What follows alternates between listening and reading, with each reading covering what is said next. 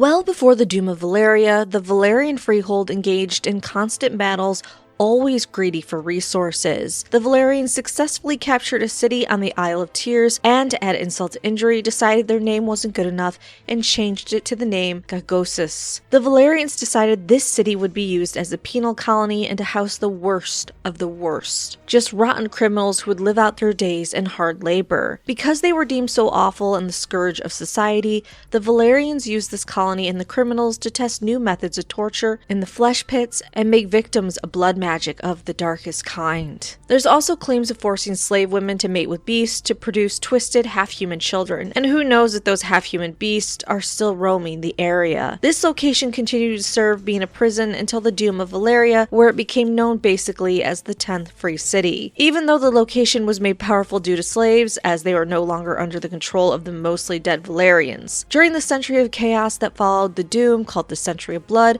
the city grew in power through their use of slavery, as notorious as the cities of the Slaver's Bay, and sorcery.